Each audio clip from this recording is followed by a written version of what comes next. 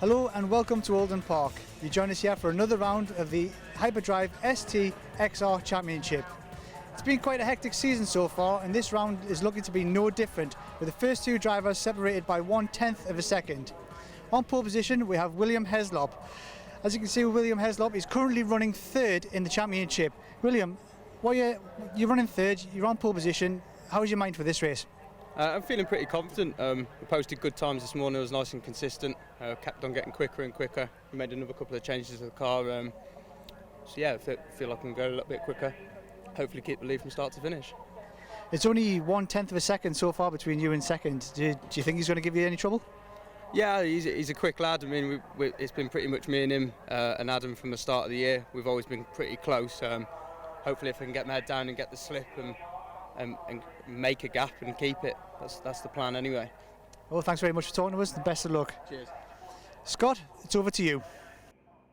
Thanks, Mike. Here is the grid for race number 1 here at Oulton Park this afternoon. William Heslop and Greg Spate on the front row of the grid from Lee Shropshire and Adam Brown on row 2. Row 3 is made up by Christopher Rowlands and Michael Heath from Mark Noble and Todd Rowley. Then Jason Hennifer and Paul Brattel round out the top 10 from Ryan and Lewis Bowen on row 6. Then Matthew Spencer and Tony Mumford, Darren Watson and Peter Footers, Jonathan Shaw and newcomer Robert Otterwell and John Spencer round out the 19-car grid. A nice healthy entry for this second visit to Oulton Park. Bright and dry conditions. It should be an exciting first 15 minutes of the weekend here at the fantastic international layout of Oulton Park in Cheshire. So, Heslop on the left, Spate on the right. Let's see who can win the sprint down towards Old Hall Corner. Red lights on and race 1 gets underway.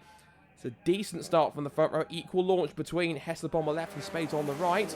Decent getaway from the third row of the grid from Michael Heath as we head down towards Old Hall. On board with Peter Footers and one of the XR3Is. They all pile into Old Hall for the first time.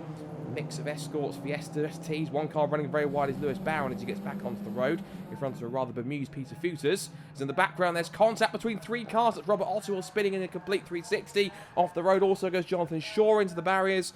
And recovering back onto the circuit looks to be Darren Watson. So 3 cars hitting strife already on the opening corners of race number 1. It looks as though hopefully we can get at least one of them back on the road as the field heads the way towards Lakeside for the first time. Still on board with Peter Footers, chasing after the Bowen brothers, Lewis and Ryan. And there's a scrap already developing between, on the left just in front, that's Matthew Spencer battling away, I think possibly with Todd Rowley, I think, in the green car. As they head out of Shedall's hairpin on the sprint down towards the Britain chicane. A little ragged there from Peter Footers as he's still side by side with Lewis Bowen, puts a couple of wheels back onto the grass, and they head down towards the Britain chicane. So you drive in, flick left, flick right, over the curbs, and then power out on the exit, and you pop over the hill at Hilltop and down towards Hislop's for the first time. So Heslop leads from pole position, Spate in second place, Adam Brown in third. Then it's former champion Michael Heath in fourth position, Lee Shropshire fifth. And then this man, Chris Rowlands, in the first of the Fiesta STs in Class D. He's running ahead of the leading Class B Escort XR3i. And that is Jason Hennifer with Tony Mumford on his tail. Here's Peter Footers again. Good to see him back on the grid this weekend. And he's chasing down one of his fellow XR3i stablemates, that being Lewis Bowen. Still got the rookie cross in the back of his car, so he's only done less than 6 meetings. I think he's more experienced than that, but might have just kept it on for posterity, I'm guessing. Out of Druids towards Lodge Corner. There's a battle going on behind between Hennifer and Mumford. That'll be over at 7th and 8th position as the leaders head into the final couple of corners. And over Deer Leap for the first time. And at the end of lap 1, it will be poleman William Heslop who leads the way from Spate in second and Adam Brown in third. The top 3 of the championship all together in the race. But also watch out for defending champion Michael Heath in fourth position in the black and red car at the back of that 4-car train. There he is. The rest of the field goes streaming through. Everyone looks to be relatively trouble-free, apart from the 3 cars that we saw came together at the beginning, just after Old Hall Corner. And down the hill towards Cascades, and Lee Shropshire's looking pretty racy there in the grey number 33, chasing after number 18, the black and red car of Michael Heath. And good to see Michael back in his first appearance in the season. And it was here at Oulton Park last year we saw a very dramatic end to the championship, where he had quite a sizable accident in race 1, but then with the Herculean effort of the paddock to get him back out, managed to get the car back into a condition where it was good enough for race number 2, and he won the championship. Whereas just in front of him here, we've just seen Adam Brown diving up the inside for second place, crucially on Greg Spate. Spate looks for the undercut on the exit, and it is now 2 by 2 because we also see Lee Shropshire and Michael Heath going for 4th and 5th position, wheel to wheel between all 4 cars down into the chicane. Brown skips over the curbing. Shropshire completely misses it and cuts across the first part of Britain's, and they're almost going to be 3 abreast on the exit as they almost rub doors between Adam Brown and Michael Heath.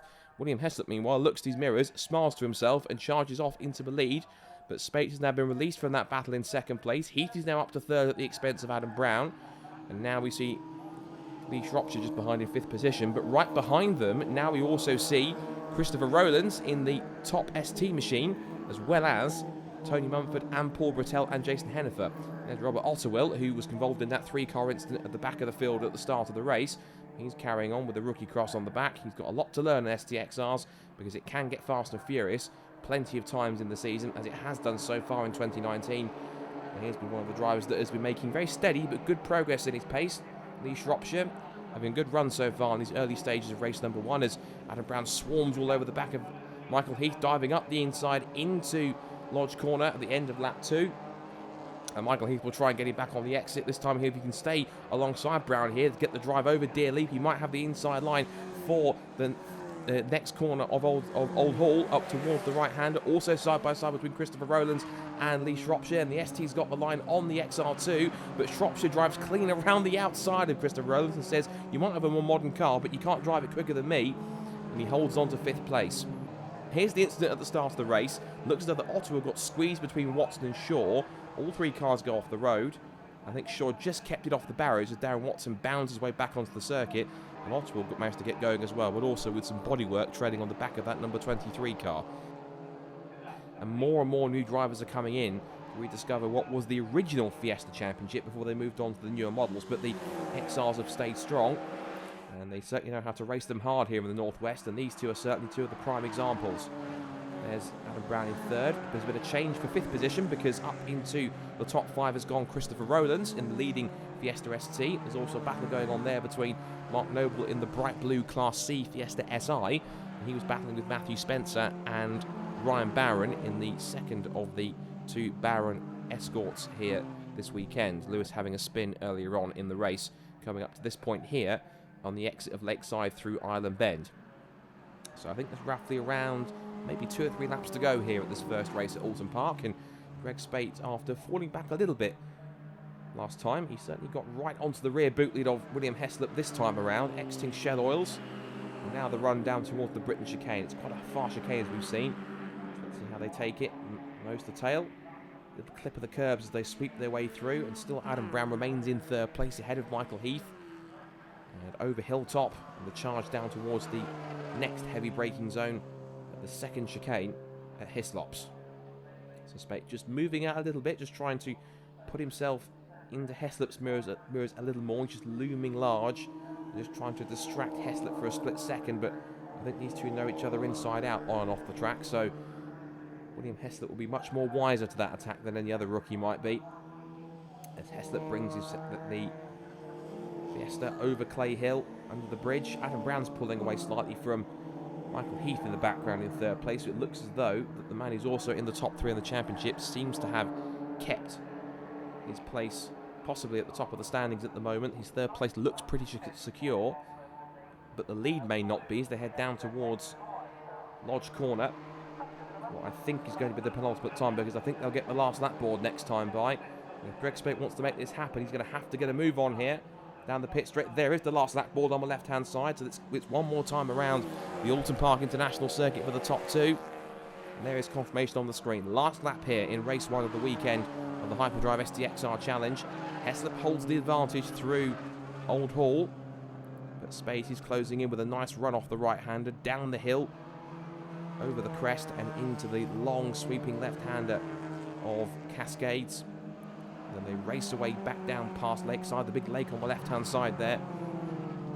And then one of the fastest corners on the circuit, and Greg Spate got a great run through Cascades. He's all over the rear end of the 25 as they turn through Island Bend. Now back towards Shell Oils, where Spate will try and have a look up the inside. There was a big lock-up, I think, from Spate as they came into the braking zone. And I think Spate was very lucky not to go into the back of Heslop there. And I think after what happened at Anglesey, we don't need more contact between these two, particularly when both their tails are up at this stage in the season. Into Britain's for the last time. Heslop getting very aggressive over the curve. Spate nice and neat and tidy as they head out over Hilltop for the last time. Adam Brown is trying to give chase as much as he can, but he may have left it too little too late, battling away with Michael Heath in the early stages. Heath looks pretty settled in 4th position. And Christopher Rowlands looks as though he may well go ahead and finish off the top 5 also as the top Class C runner in the Fiesta STs. And so out of Knickerbrook and over Clay Hill for the final time comes William Heslop. This will be very crucial points towards the championship. And even though he'll win the race, Greg Spate does have the fastest lap in this race, a 2 minute 7.065, average speed of just over 76 miles per hour here at Oulton Park as they head out through the right-hander at Druids, get my corners right, and up towards Lodge Corner for the final time. Spate takes one last dive under brakes into the right-hander, but it's going to be too late, and so for the first race here, William Heslop can banish the bad vibes of Anglesey after his penalty from that last race. He heads to the checkered flag and will win race 1 here at Oulton Park for the Hyperdrive STXR Challenge. Spate is 2nd, Brown is 3rd, and it is 4th place for Michael Heath. 5th place for Christopher Rowlands, 6th for Tony Mumford, 7th for Paul Brattel, then Matthew Spencer, Mark Noble and Ryan Bowron rounds out the top 10. 11th place goes to Todd Rowley for Peter Footers, Darren Watson who recovered after the incident on the first lap to go 12th, ahead of Lewis Barron and Robert Otterwill. They were the 15 cars that made it home. A brilliant race, and race 2 coming up shortly. So firstly, congratulations on your win. The plan was to get out front and just hold position. It seemed to work for you. Yeah, it did. I mean, at some points he had the legs on me, but I managed to maintain and get the gaps when I needed him to cover, where he's just a little bit quicker and through some corners. But yeah, really happy, really pleased with that. Excellent. It was 2nd and 3rd seemed to be having in their eyes they were closing in and ready for the kill. What's your thoughts? Yeah, I mean, I was watching them in mirror and they seemed to come a little bit and then go a little bit, and then obviously they got caught up in a bit of a battle then, which allowed Greg to come back onto me, and then we had a little bit of a battle. But like I say, I think I put him in the right positions to maintain the lead from the start to finish.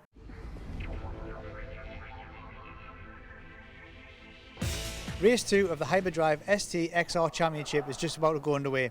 We've just had a brief rain shower here, which has cooled the track temperature significantly. So tyre degradation shouldn't be a problem. However, greasy parts of the track could be. This could mix things up slightly. Scott, it's over to you to see how this unfolds.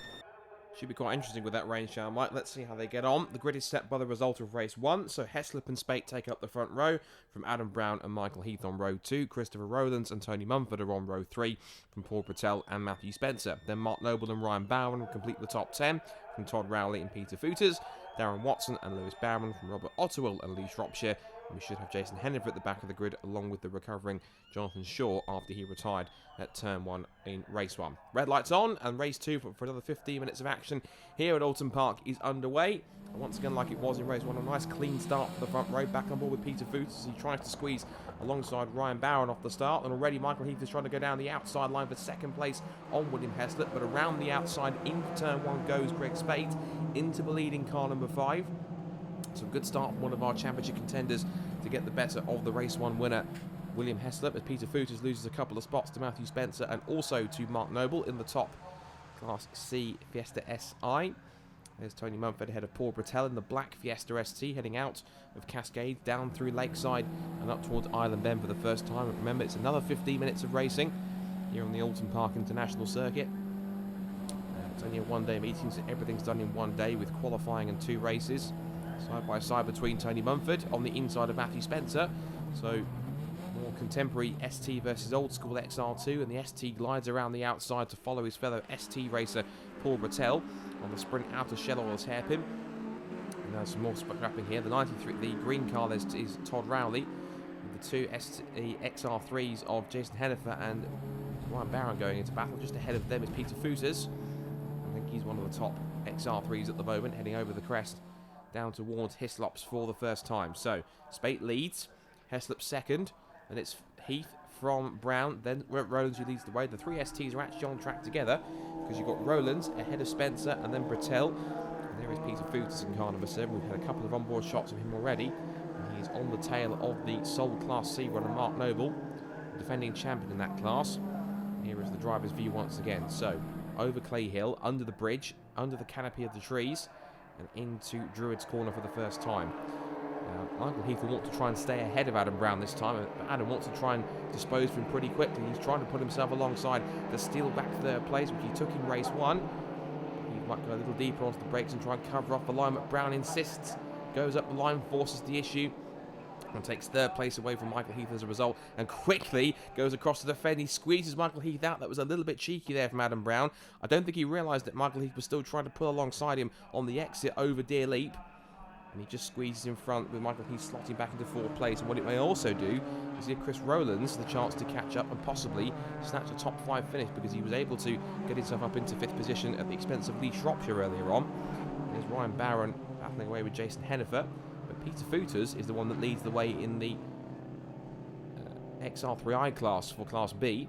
And he's behind the Class C leader, so good to see so many different classes battling amongst each other. Of course, there are 5 classes, as a reminder, in the STXR Challenge, the most common one being Class A for the more regular Fiesta XR2s. Class B for cars like this, the Ford Escort XR3i, driven by Peter Footers. Class C for the car in front of Peter, which is the Fiesta SI with Mark Noble at the wheel of his. Class D for the Fiesta STs. As we mentioned briefly in race 1, it's Class E for the non-limited slip diff equipped Ford Fiesta XR2. It's a good cost-effective way to get into the championship, and a couple of drivers like Tony Mumford, for example, have made the switch to Class A by simply fitting a limited slip diff, and away they go. Up through Britons, hopping over the curbs as they go, left, right, and left again. And now the run down towards the chicane at Hislops. And Chris Rowlands seems to be the pace setter once again. There has been I thought there was a change between the two STs in second and third, but Bratella stayed ahead of Matthew Spencer. Spencer's pulled away from Peter Footers in the process, but now he comes under threat from Todd Rowley in the 73, and also the other two Ford Escort XR3Is in the mix are also stacking it behind him.